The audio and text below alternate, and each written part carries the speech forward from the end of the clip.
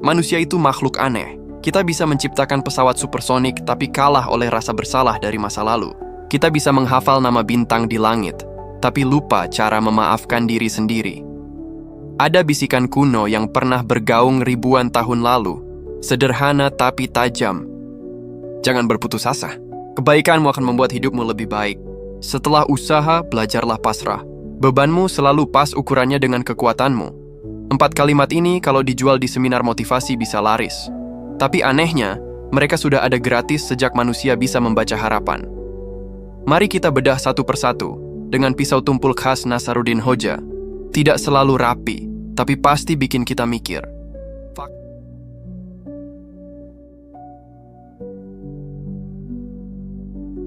Bayangkan seseorang yang hidupnya penuh noda, janji dilanggar, teman dikhianati, bahkan mungkin diri sendiri disakiti. Orang seperti ini sering merasa tidak punya tiket untuk melanjutkan hidup. Tapi ada pesan abadi. Jangan berhenti, jangan menyerah, jangan putus asa. Rasa bersalah itu ibarat cat hitam di tembok putih. Matamu otomatis fokus ke noda kecil, padahal 95% temboknya masih putih. Fakta uniknya, manusia jauh lebih jago mengingat kesalahan daripada kebaikan. Kita bisa salah sekali lalu dihantui seumur hidup, padahal kebaikan kita tak terhitung. Itulah mengapa harapan harus terus diingatkan. Pernahkah kamu lihat orang yang hartanya banyak, tapi wajahnya seperti tahu basi? Tidurnya gelisah, paginya muram. Itu bukti. Hidup baik bukan hasil saldo rekening. Hidup baik adalah hasil kebaikan. Menolong orang lain itu bukan sekadar moralitas, tapi resep kebahagiaan.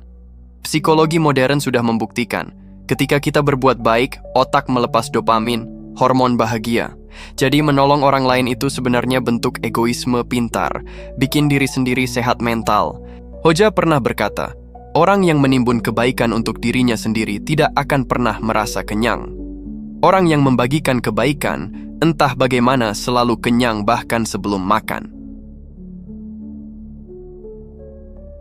Manusia suka merasa jadi direktur alam semesta. Kita ingin semua rencana berjalan sesuai kemauan. Tapi kenyataannya, seringkali kita terjebak macet padahal sudah berangkat lebih awal, atau gagal meski sudah belajar mati-matian. Disinilah seni pasrah, berhenti mengendalikan yang tak bisa dikendalikan. Pasrah bukan kalah, tapi tahu kapan berhenti melawan ombak. Bayangkan nelayan, ia menebar jaring, mengatur layar, tapi tidak bisa memerintah ikan untuk masuk. Jika hasilnya sedikit, bukan berarti dia gagal, tapi laut memang sedang menahan. Ada orang yang merasa, mengapa hidupku berat sekali? Jawabannya, karena kamu memang mampu mengangkatnya. Kalau tidak, beban itu tidak akan mampir ke pundakmu. Manusia itu seperti karet gelang, baru tahu kuatnya ketika ditarik. Kita sering mengira akan putus, padahal ternyata lentur. Hoja pernah bercanda, kalau bebanmu terasa terlalu berat, mungkin karena kamu terus membawa tas orang lain juga. 1. Apakah harapan tanpa batas berarti bebas rusak? Ada yang berpikir, kalau kesempatan selalu ada, berarti aku boleh berbuat sesuka hati, toh nanti bisa mulai lagi. Itu logika anak kecil yang sengaja menumpahkan susu lalu bilang, nanti ibu juga lap. Kesempatan baru bukan tiket untuk merusak, tapi jaring pengaman agar kita tidak tenggelam saat terjatuh. 2. Kebajikan itu definisinya apa? Kebaikan tidak selalu spektakuler. Memberi tumpangan, mendengar dengan sabar, bahkan menahan jari dari komentar pedas di internet, semua itu kebajikan. Tapi manusia sering terjebak definisi sempit. Kebaikan adalah sesuatu yang bisa dipamerkan. Padahal, kebaikan paling murni seringkali tidak terlihat. 3. Pasrah versus malas. Sering orang bilang, kalau sudah rezeki nggak akan kemana. Lalu duduk manis, minum kopi, main gawai. Itu bukan pasrah, itu malas. Pasrah sejati datang setelah usaha. Seperti petani, dia mencangkul, menanam, menyiram. Kalau gagal panen, barulah ia pasrah. Kalau tidak bekerja lalu pasrah, itu bukan petani, itu penonton. 4. Beban sesuai kesanggupan? Serius? Kita lihat tragedi besar. Orang kehilangan anak, rumah hancur, harapan runtuh.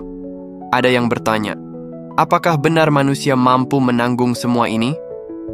Jawaban getir, manusia bisa, tapi bukan berarti sendirian. Dukungan dari sahabat, pelukan keluarga, bahkan sekadar kesempatan untuk menangis, itu semua adalah tenaga tambahan. Hoja pernah berkata, beban paling berat selalu datang dengan pegangan yang kuat, hanya saja sering tersembunyi. Relevansi. Mari kita terjemahkan 4 pesan kuno tadi ke bahasa zaman kita. Jangan overthinking masa lalu. Kesalahanmu bukan akhir cerita.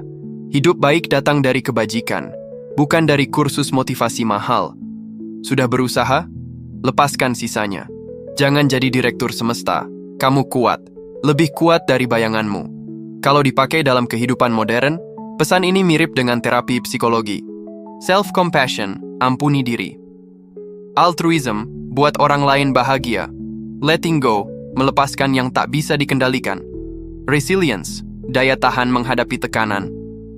Bandingkan dengan budaya-budaya lain, filsafat Yunani bicara tentang menerima takdir. Ajaran Timur bicara tentang karma baik. Tradisi Afrika mengajarkan Ubuntu. Aku ada, karena kita ada. Semua berputar pada hal yang sama. Hidup positif itu datang dari harapan, kebaikan, kepasrahan, dan kesadaran kekuatan diri. Call to action. Kawan, berhentilah jadi hakim paling kejam untuk dirimu sendiri. Jangan biarkan masa lalu mencuri masa depanmu. Kalau hari ini kamu masih bernapas, berarti masih ada halaman kosong yang bisa kamu tulis ulang. Mulailah dari kebaikan kecil. Senyum, uluran tangan, kata ramah, itu investasi hidup yang tidak pernah rugi. Berusahalah sekuat tenaga, lalu lepaskan sisanya. Jangan coba jadi pengendali hujan. Dan ingat, beban yang datang padamu pas ukurannya.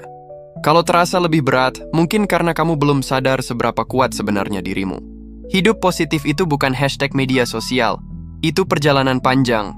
Kadang penuh lumpur, kadang penuh cahaya. Tapi dengan 4 pesan ini, jalanmu akan lebih ringan. Ampuni diri, tebar kebaikan, pasrah setelah usaha, percaya dirimu mampu. Itu resep universal. Tidak butuh sertifikat, tidak butuh dogma, cukup manusia biasa yang mau melangkah lagi dengan hati lebih ringan.